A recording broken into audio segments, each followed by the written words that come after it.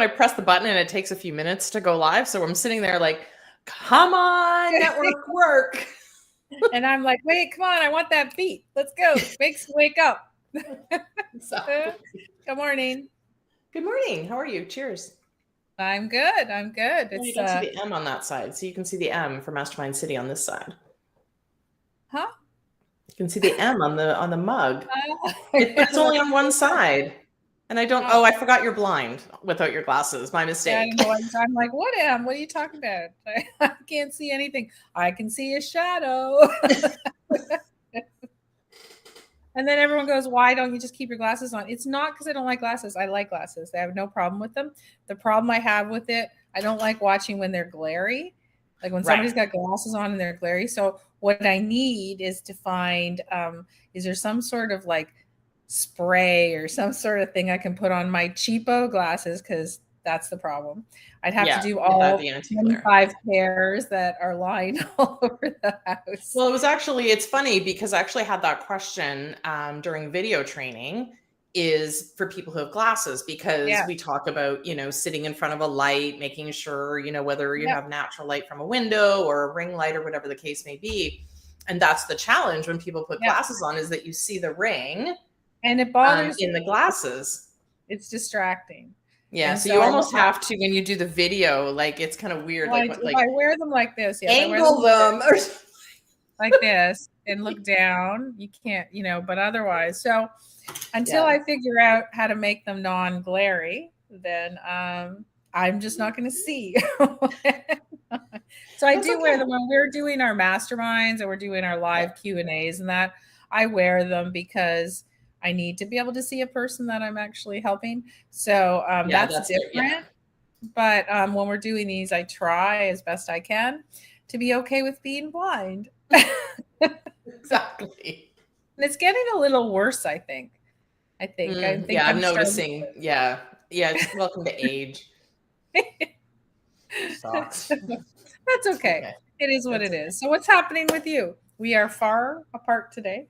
We were in two different places, which is unusual. It was actually, I think I had a text from somebody this week. They're like, are you at the farm? And I'm like, I guess this is an obvious question now. Like, I'm either here at home or at the farm, which is my second home. Yep. So I don't know what's home, but that's okay. So we have been crazy busy this week. We've actually signed 4 club directors this week. Yay! Which is awesome. We're very excited to have them which on means board. That there'll be live events coming to your neighborhood soon. Exactly. And we could find somebody. Can we sign someone in Tuscany or something? Right. Well, right now we have Florida, so that's good. So that's a sunny state. It is. I was actually talking to someone from Florida yesterday, completely unrelated, but they said it was very lovely. And I'm like, well, that's great. That would be a great place to visit in, since in Canada, we're focused on winter coming, which kind of sucks, but that's okay. Yeah. But so I'm hoping to get, I need some place, like, because I want to do a surprise visit. Yes. But I need it to be somewhere fun and warm. Yes. Yeah, we don't really need to go surprise from cold to cold. No offense, everybody, but we have enough cold here throughout the year, so it's okay. But that's exciting because, as we talked about, live events are coming back, and which is, I don't know if you noticed, several people that we both, connect with are all going to have live events in the next couple of months. So interesting. There was a couple this week that I noticed on the boards. So they are coming back slowly. You can tell they're not as big. And I think that's why we love the whole clubhouse idea, because our clubhouses are located, in your area. And so there might be 10 people, there might be 20 people at the event, but they're smaller. They'll provide a lot more networking, a lot more community, a lot more just fun. Yeah. So, and then eventually the big ones will be doing those big conferences again. Well, it's interesting because I've ran a networking group in my past, and I've attended a ridiculous amount of networking events in my past, and both big and small. So the big ones are great because, again, you can kind of go around the room. You end up meeting lots of people. You end up having smaller discussions, maybe at your table, what have you. But what I really like about some of the smaller ones, like 10, 15 people at sort of an in-person event, is you end up getting into a larger group conversation, meaning everybody's involved in the conversation. So you actually get to know people even better because of that deeper conversation, especially if they're doing, talking about one person or one person has a question. You end up being a lot of different people weighing in on that versus when you're in a larger group, you don't have that opportunity. So there's definitely pros and cons to both. And that's why we're going to be doing both. Yeah. But interesting.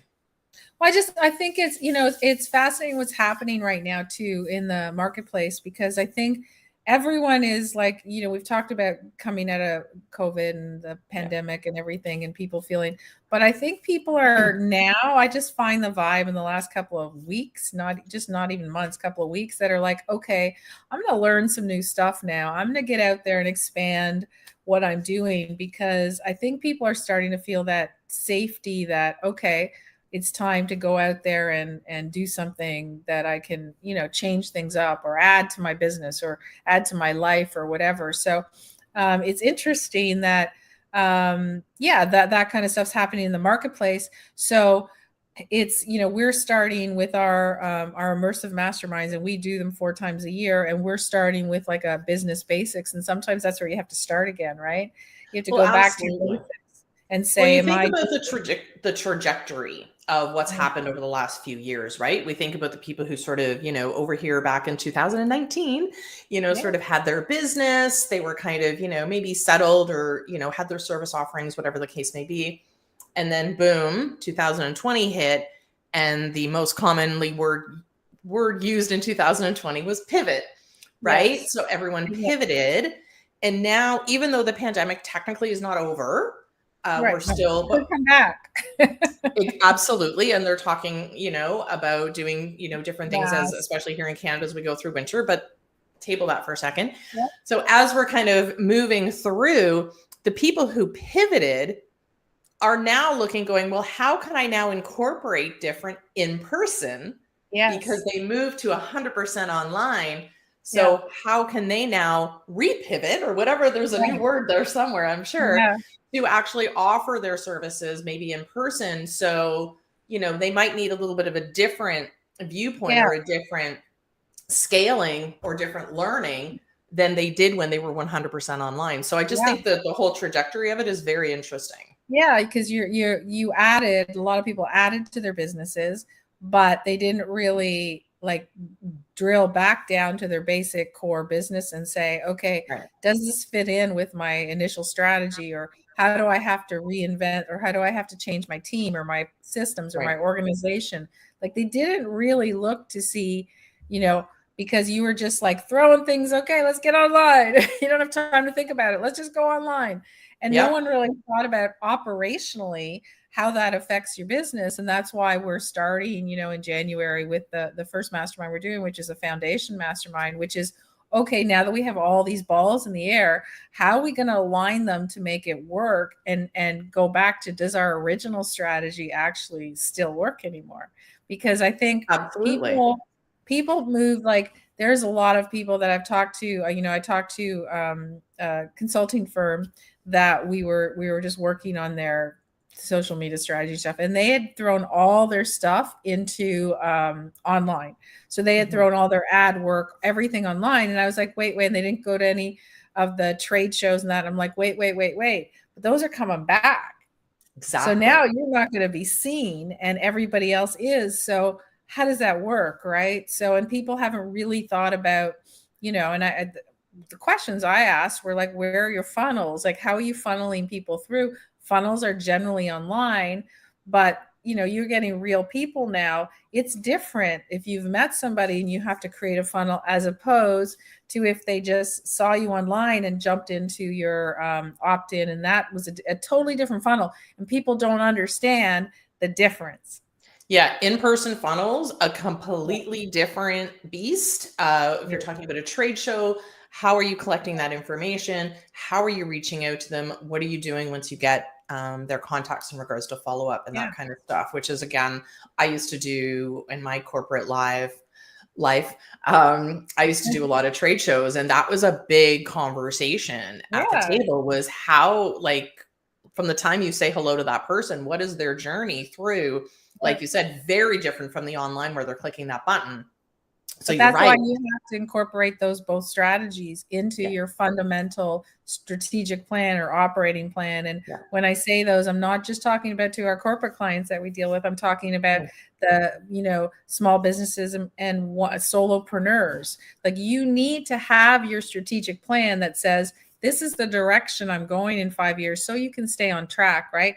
Here's the direction I'm going. Here's where I'm changing operationally, because I need to fit this in. And if you haven't done it, then just come on over, go to Do the Network, because we're starting that mastermind in January. And I think it's really, really important for people to understand that needs to come back into play in order for you to grow. Well, because if you think about the difference between, even just take networking as a basic example, like the online networking, it's very easy to throw your links into a chat. Somebody clicks a button, boom, your website's there. They can log in, like they can do everything right there. That's not an option when you're at an in-person networking. So how are you meeting people? How are you explaining your business to them in person, which is different than your scripted, you're online, maybe you have a piece of paper on your computer screen. You shouldn't have to memorize that, but we can help you with that too. That's, we don't just, you guys always know we don't ever plan what we're talking about. This just kind of comes up. But interesting that you said that, because in one of our quarters next year, one of the masterminds that is in our network is professional networking. And it's a mastermind that teaches you exactly what you need to do when you are networking, both offline and online, and how you can follow up, and what kind of scripts, we give you scripts and templates and stuff that you can actually use, because that's the best way of learning something, to be able to at least get something and then be able to go forward with it. So that's a really exciting new mastermind that we're adding this year to our network. So you don't want to miss that, because it's key. It's really key in the marketplace now as we continue to move back to live. And, it's kind of nice to see people once in a while, right? Well, absolutely. Like, I remember, and it's so different, right? Like, I remember going to this one network. It was called a networking meeting. I don't consider what they did networking, because literally it was, I don't know, it was like an hour, and there was 30 people. You do the math. Everybody had 2 minutes and go. And so many people brought their phones up to the front of the room, literally looking at their screen, reading their thing for 2 minutes and sitting down. I only went once, because that's not considered networking. So again, when you actually do networking properly and you actually start to collect information from people, and there's different ways, it's not always about exchanging business cards. There's multiple ways of connecting with people. But again, what is your funnel? How are you actually reconnecting with them after you meet them, versus the online being so easy to click that button, and you can't do that in person. But you know what? You're right. I like seeing people in 3D. Not a bit, I also like the online. I love the fact that we've kind of combined, both in the entrepreneurial space and the corporate space, of this mixed model of online versus in person, right? A lot of businesses, a lot of people are only going back to the office on a part-time basis.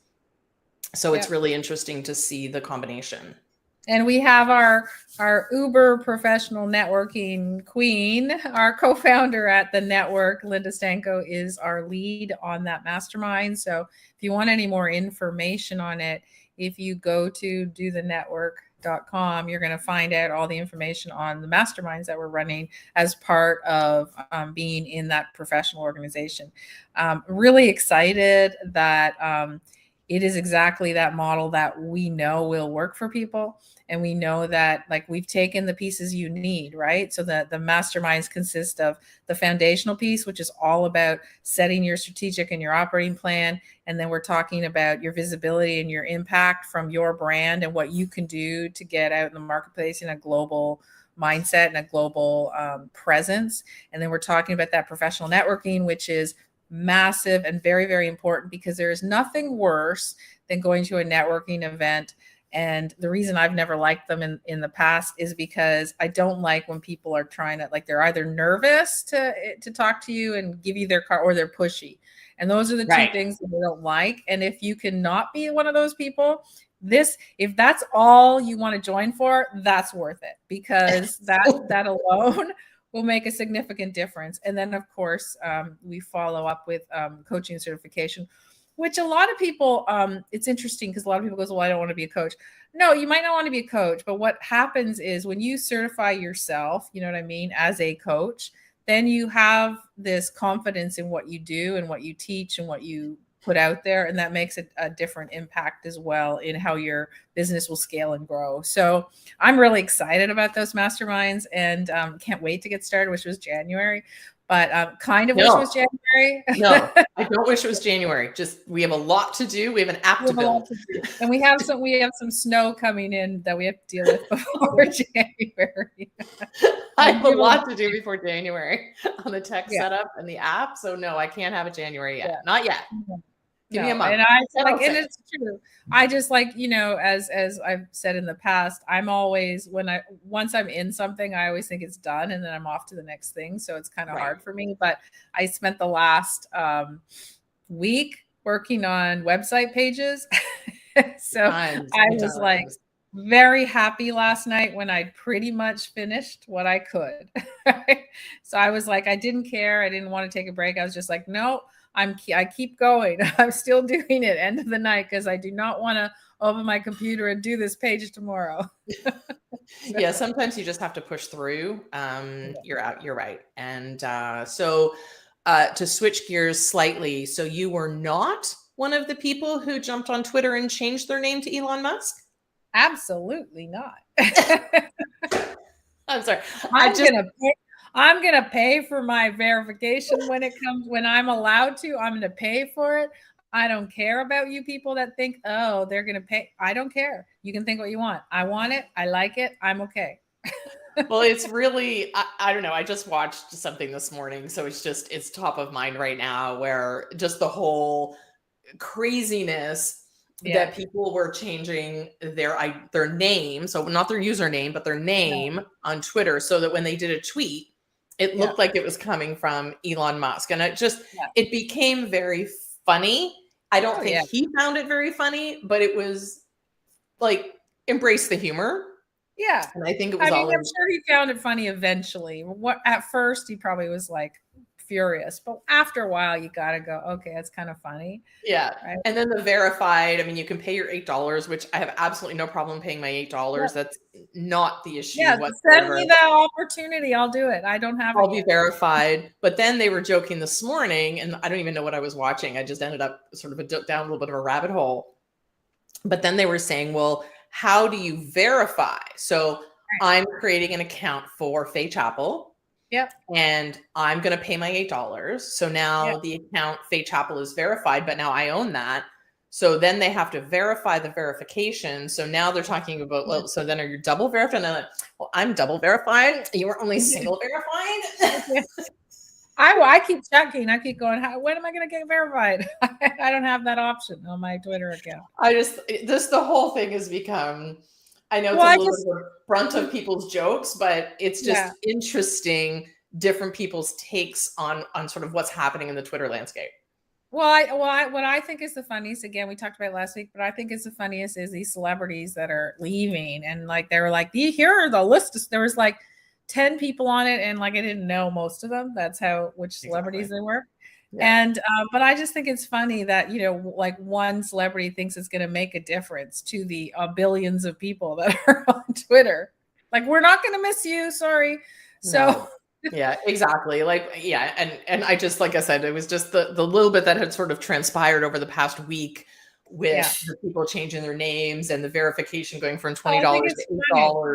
I just think it's all funny. I think it's great. I think that, like, you know what, it makes it better and stronger in any situation, because, you know, we talked about the social media landscape and how it's changing. I'm sure your predictions will come out soon for 2023. Well, you know what? That is so funny that you said that, because I literally, this morning started going, I was literally started thinking, I wonder what my 2023 predictions are going to be, because they are coming out, but I need to kind of do because I do a lot of research for that. So funny that you said that, because I was literally thinking the same thing. Well, I just think that, I was talking, so I had all my kids were with me this weekend, all different age groups. So, but it was interesting to talk to people that are on social media, that it's important, but that are not my generation, obviously. And it was just fascinating to hear, like, they don't even, like, for example, like, they think Instagram's a joke now. Like, they don't even look at it. And they're like, I can't believe somebody sends me a reel. Like, it's just not. So it's fascinating to, as you sort of delve into it, go, okay, like, what you think might not necessarily be what's trending in the marketplace, right? So as they were saying this, I was like, okay, and they're more on TikTok now, right? Mm-hmm. And YouTube, TikTok and YouTube, which is interesting because that's my baby. So TikTok and YouTube.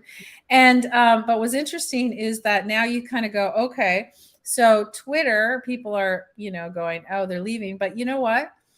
The new people, maybe Twitter is going to start being overtaken by the younger generation, right? Maybe they're going to come up and go, well, hang on, we kind of like this. It's short, it's sweet, it's easy to do. You know what I mean? Like, I don't know. That's my prediction. I don't know. No, but it's interesting. Because you can't count on, like, you're like going, everything's changing. So all these people that are on Instagram, including us, nobody in like under 30 is really doing Instagram. Well, it's actually funny that you said that, because I actually sent a reel to my kid who's 18. I'm not a kid. Yeah. So I sent him a reel, and like 3 days later, he sent me a text and went, "What did you do that for?" Yeah. Right. Because I don't go on Instagram. Like, send me the link in a text. Yes. But why would you send it? Because I just said share to his Instagram account. They wouldn't look. Because I'm not going to go on my Instagram DMs. It's like sending them something on Facebook. I don't think they have a login.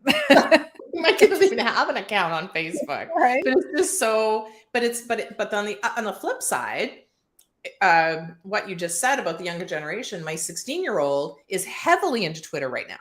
See? Because he's finding the conversations that are happening extremely interesting versus. Right. Because it's a different feel when you do a post on Instagram and you read the comments. It's not really a conversation. No. But on Twitter, it's a conversation. People are replying back and forth, and it's a public conversation. So he finds that now it's on he's a sports guy, so he's watching all of that kind of stuff. He goes, but I didn't realize Twitter was such a great platform to have conversations about this. So I'm finding my people. And again, the latest information, right? Like, and that's like, so this morning I did not go on Twitter, and you know why? Because I didn't want to hear the spoilers for Love is Blind season 3.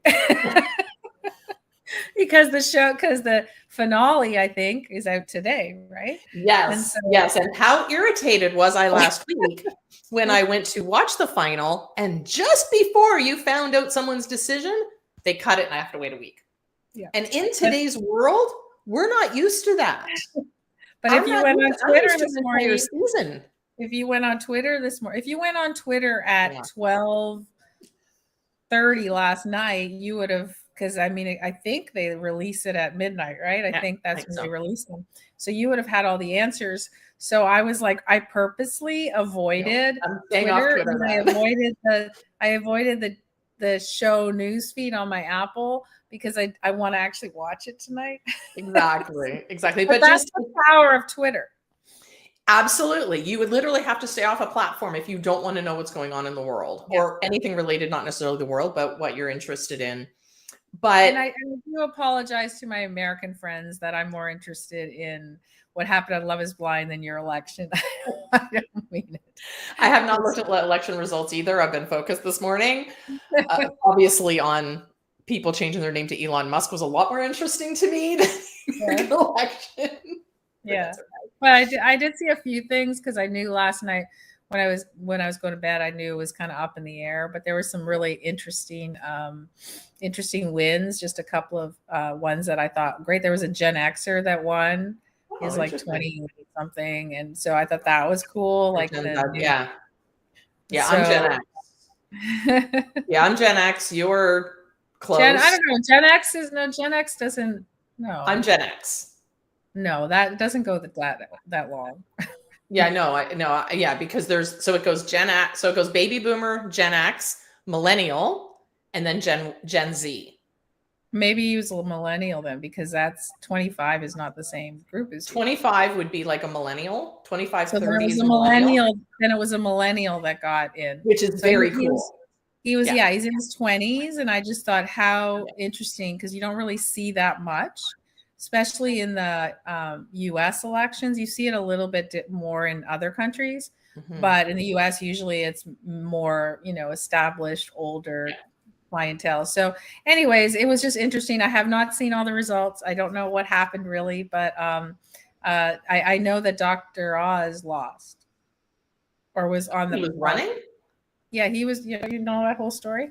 No. Yeah, he quit his show. He quit his show, and he was running as a Republican, which is, his guru, Oprah, is a Democrat. And I don't know if he lost, but it said he was projected to lose last night. So usually projected is usually right, unless I guess you're counting votes in Florida. Sorry, no offense. We know Florida likes to recount things. Yes. So anyways, it was interesting to me, because there's another thing. I know I'll take a couple seconds, but here's another thing. So here's this guy who has this huge talk show, and he writes books, and he's a doctor, and he's got all this massive following. I always thought he was a little weird, but all this massive following, and he's like one of Oprah's people. So you can't get more successful than all of that. And then he wants to run for Congress. Is it Congress he's running for? I can't remember. Idea. He was why would you do that? Who would want that? Like, if you have all this, anyways, don't get everybody mad that says, I don't want to get involved in U.S. politics. I get it if you want to make change in that, but I think a lot of people that have all that success, I think it's just an ego thing for them more than I want to make change. Anyway, so to make change, he had a platform to do it. He had a TV show, and he was definitely changing the focus of his show. Sometimes it wasn't necessarily always health related. So he had a great he had the biggest platform you could, unless he had grand illusions of becoming the president or something one day. I don't know. But I thought was funny was that he ran as a Republican, and Oprah, as a Democrat, endorsed the Democrat, of course, right? Of course. She can't endorse the Republican. So she couldn't even endorse the guy that she created, basically. Like, she created him. Yeah, absolutely. So I love watching those kind of races, because I'm always fascinated by human behavior. So what drives you to be so successful, and then you do something? I believe that, like I said, their ego actually says that there's no chance for them to lose. Like, I think that's what their brain tells them. They're like, I'm going to win because everyone loves me. My ratings are high, blah, blah, blah, right? And then they actually lose. And then they're like, now what does he do? I'm interested to see if he did lose. I'm interested to see, what happens, right? It's just fascinating. It's human behavior. It's hard to come back from that, right? Like, you switch gears literally 100%, you do a 180, and like, are you going back to TV? Like, how do you go back? Yourself? Because how do you go back? Because no one really, I don't know. I didn't really watch his show. I saw it like 3 times, but I don't think anyone knew what his platform was. If he was a Democrat or Republican, I don't think anyone really knew when he was doing his show. But now you go back and go, well, there's a lot of people that aren't going to watch you now because they don't like what you stand for. Taking that stand. Yeah. Yeah, you kind of drew that line in the sand kind of thing. I watched the show. Maybe he'll run for something else. I don't know. I don't, I find it amusing with that people run for, high profile government jobs where, it's, you're on display all the time. Yeah. But I guess because you're so successful, you just want to do something else. Right? You want to be successful at something. Maybe he just has so much money, he doesn't know what to do with it all. I guess. I don't know. It's fascinating to me because, I appreciate people that want to, run for government and they want to change things and make things different.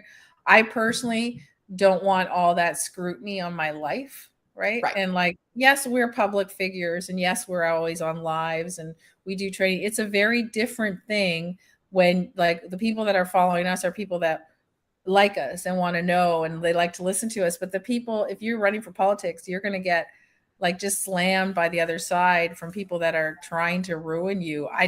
You have to have a very, very tough skin, I think. Yeah. Or and you know what? And they're also extremely passionate about their topics. They're very passionate about. No, I think it's great. I just don't have it. Yeah. I think it's great. And that's why I'm not huge into politics. I don't get it because there's people who get into, almost fist fight, strong, passionate values. And this is what I believe. And this is why I believe it, and all of that kind of stuff. So I find it fascinating. I don't watch it as a political view. Right. I don't really care, honestly, who wins and loses. It's not my thing. But I'm like you. I kind of find it fascinating how strongly people believe and why they believe the way that they do, and how they would, follow this particular belief system far beyond, it doesn't matter who's running it or whatever the case may be. So I guess similar to what you said, sort of that human behavior. Yeah, that's fascinating, because you have to be, a particular person to be able to fall on your sword for stuff, right? Like on that kind of stuff. There are things that, I would, but I wouldn't, I don't want to do it on a daily basis. I find that it's like, to me, and I don't know, I've never been in politics, so maybe it's a lot easier than you think. I don't know, right? Like it could be really easy. I mean, they get a lot of time off. They show up and vote once in a while. They don't really do, like when there's an election, okay, they're all in for a couple of months. I'm sure there's lots of behind the stuff scenes that we don't see, but still don't want to do it. No. Yeah, I don't know. Maybe somebody who's out there who's in a position in the government, let us know. Is it easier than we think? Is it all glam? Yeah, I don't really know. I don't know. I just think that it's fascinating. I mean, I live around a few people that are in politics, and I just find it interesting because I feel like they're always on, right? Yeah, they're always. I don't feel like we meet a lot of people who know us, but I don't feel like I'm on when because I'm not trying to win their vote. Exactly. Well, that's the difference. If we're not trying to convince you, we're offering, and you either take advantage of the offer or you don't take advantage of the offer. Our feelings aren't hurt because of it. But like I said, I think that's why like a lot of political talk is not happening it happens on social media, but a lot of like groups and community groups and all of that kind of stuff kind of saying no political conversations because people are so passionate, and the arguments that are non-winnable will start to happen, and it just. But if you want to see those, just go to Twitter. Yeah, there's a lot of conversations happening on Twitter this morning, I'm sure, but we are staying off because we are going to watch Love Is Blind later. That's right. That is our political stand. I'll follow up on Twitter tomorrow, and on top of that, or later. I'm busy all day, so it's gonna be later when you're watching it, then you can kind of go start at the bottom and follow it through. Because you know what I love about those shows like Love Is Blind or any of those is I want to know if I'm right before I see it. Right? I think I like to know, is this gonna are they gonna go this direction or not? Which is to me really fun. Exactly. So somebody did pipe in and says, having worked in the Senate in Canada and the House of Commons, I can tell you it's a tough job. Timing of the work hours a lot. Family makes a lot of sacrifices. So that's the part that we didn't really think of. So thank you for letting us know that. Yeah, I mean, I would assume so. I mean, I went. So when my kid was, I don't know, he was young, and we went to Ottawa for a hockey tournament, of course, because why do you travel when you're have a boy in Canada when you go to hockey tournaments? And so we were set up by an MP that so we went to House of Commons, and we saw the debate thing, and I remember going, that's it's a tough room to be in on a daily basis. So but my kid was really fascinated. He loved it. He thought it was really cool. But all I kept thinking was, oh, I don't think I could. I don't want to be there doing that on a daily basis. As our viewer said, you're right. I don't want to take time away from my family to do that. Exactly. We'd much rather take time away from our family to go to hockey tournaments, because that's what we spend most of our life doing. That's okay. That's right. Anyway, all right. Well, we are going to wrap it up for today. Okay. Same bat channel, same bat time. This time next week for the network.